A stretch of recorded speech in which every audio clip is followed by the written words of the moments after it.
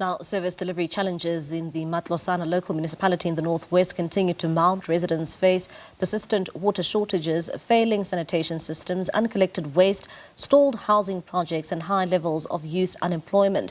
How are these challenges addressed in President Cyril Ramaphosa's January 8 statement? And for more on this, we are now joined by political analyst Professor Mazwe Majola and academic for Director of Wits School of Governance, Professor Wandiwe Kondlo. And they join us now via our video link. Gentlemen, thank you so much for your time this evening here in SABC News.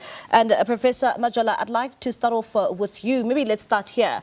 What do you make of this January 8th statement that was delivered by the ANC's President Cyril Ramaphosa, and particularly that it seems as if the numbering issues and the filling up of stadiums also came to the fore? Yes, good evening, Bali, and also greetings to my brother there and colleague, Prof Kondlo. Yes, I think we must just congratulate the ANC first for this anniversary. 114th years is not a child's play. They've been there as an organization. They've gone through a lot of challenges, but they're still standing. It's like an elephant that really has been tested so many times and beaten so many times, but still standing. You can call it a limping elephant or a bruised elephant. As you're saying, that was quite evident. So today, when you saw that they couldn't even fill up the 20,000 seat stadium. So I mean, definitely, I think they will be very, very disappointed there. I sympathize for President Ramaphosa and the leadership. It's very, very sad and unfortunate that as a leader you see this elephant, as I'm calling it, organization crumbling in front of your eyes or in front of or in your own hands. So I think sitting down there looking at the stadium, surely he was not happy. Really, you're talking about a province here which has been run and governed by the ANC since 1994. There's never been a time when Northwest was in coalition or alliance, or when ANC lost. It has been in the hands of the ANC for more than 30 years. For them to fail to mobilize and galvanize people to attend, I think it was quite a disappointment. You're talking about just more than 4 million population in Northwest.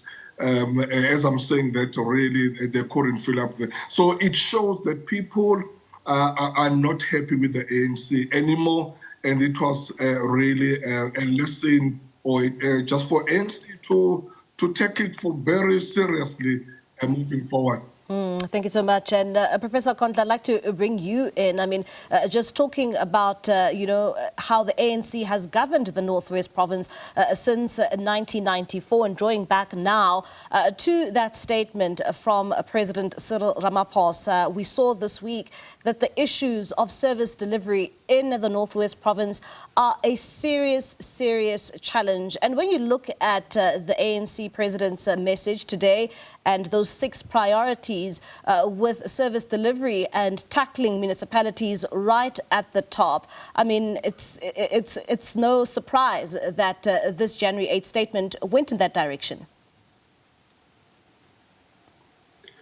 Yes, it's actually no surprise that President Cyril Ramaphosa raised as the first point the issue about fixing local government. Local government is very important. Those who have studied history and sociology would actually tell you that the roots of the famous French Revolution in 1786 emanated from the failures of local government.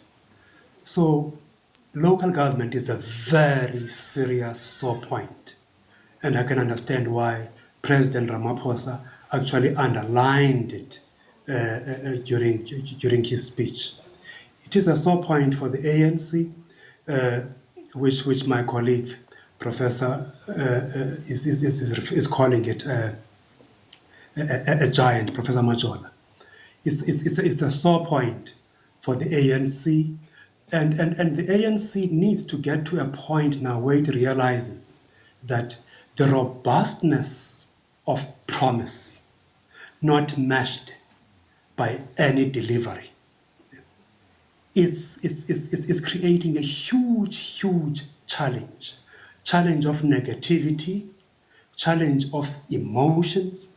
And that is why you find that even the stadium was not packed to the full as it usually happens during ANC party celebrations. Of course, we cannot equate that with the vote that the ANC is going to get, you see. It does not necessarily mean that if you can't fill up the stadium, then your votes are going to be low.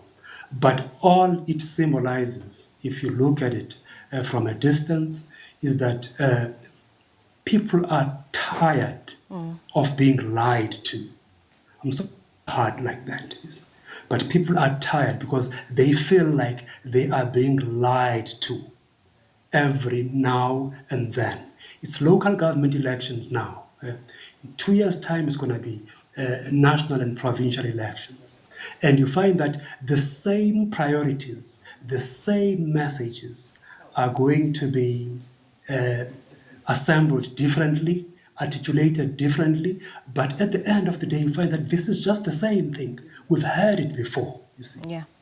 Why can't we report on what we've managed to get done as the government?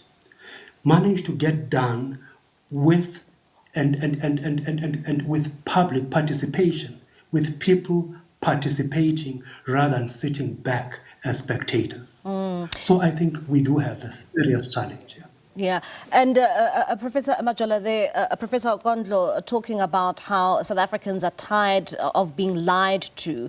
And we've heard this focus before, right? We've heard the ANC saying that it will prioritize service delivery. And it just reminds me about 2 years ago when it was in Mangaung, in the Free State. It was faced with the same issues of service delivery challenges. And today, hearing from President Cyril Ramaphosa saying that they will invest around 54 billion rand in addressing service delivery challenges and infrastructure in the country over the next 3 years. Is that a little too late?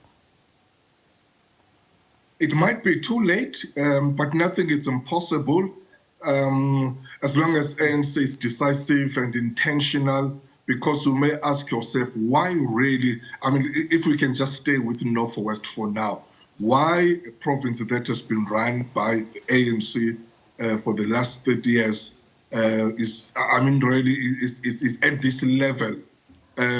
Last year, November, I think, the South African Human Rights Commission released a report which stated that out of 19 municipalities, 14 municipalities were chronic.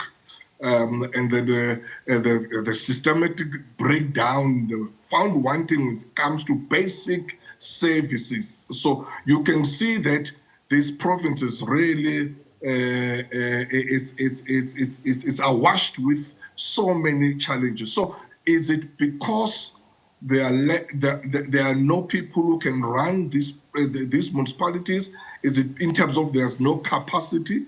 Or is it because people don't want to do correct things because they know there's a lack of discipline and lack of consequences, or there's just no political will to do it? So it's important for the ANC, if really wants to regain that trust from the people and inspire confidence, to be a little bit more courageous and decisive and action-oriented, so that people can see that they mean business, but they can talk there, stand there, and let people be there, those who are there, and then just talk the whole day. But if there are no actions, all that will be really come to zero. And Professor Kondlo, I mean, we've been told on numerous occasions that the issues of, fixing the problem, particularly in policies of the ANC, it's there, right? And like Professor Majola is saying that action is needed. How can the ANC ensure that as we head into the local government elections, it can fix some of these challenges in local government? Well, Mbali, I think the ANC needs to demonstrate commitment to public participation, get people involved. And there are lots of NGOs that are so good in educating ordinary citizens in the villages. Because once you educate them, once you give them the information they need, and you show them what are the issues, what needs to be fixed, people do participate meaningfully, and do become part of the solution to the problems confronting them. That's the starting point. Just be serious about public participation. Let's not just have public participation mentioned in the Constitution and in the documents of let's talk local government, of various municipalities.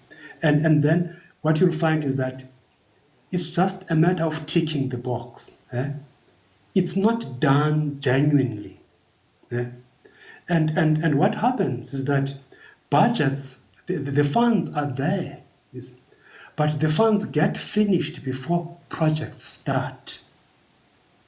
This is sad. Monies get finished before projects start. I'm not talking about projects at final stages. Before the project start, budgets are finished. Yeah. But why is this like? Why is the situation like this?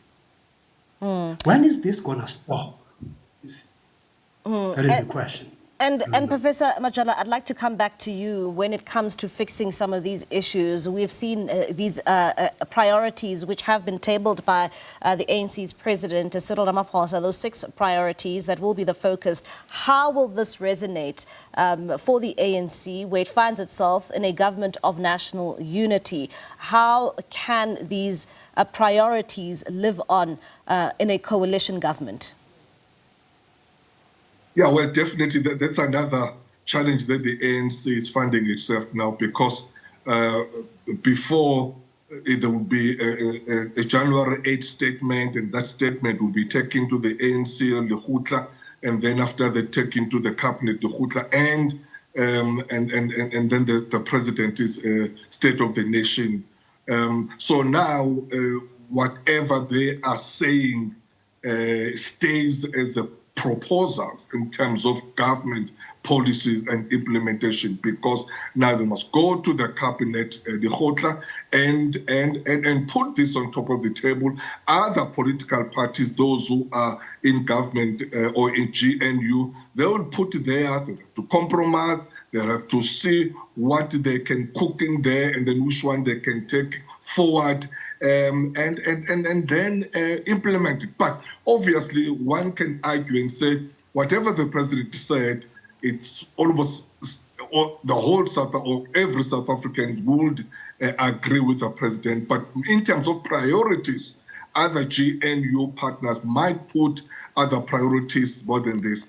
The local government point, I guess it will be a priority for all the GNU partners in terms of, because we are gearing up to the local government election, so everyone will have to fix that. It's going to be tough, because during electioneering year and campaigning year, even at a GNU level, that's what's going to test the fragility of this unity during campaigning and electioneering, because political parties and leaders will be saying things against each other, even those who are in the GNU. So you'll have a huge majority there and dispassionate leadership that will be required. All right, gentlemen, thank you so much for your time and for your insights on this topic. And that's a political analyst there, Professor Mazwe Majola, as well as political analyst, Professor Gwandiwe Nkondlo. Thank you so much once again.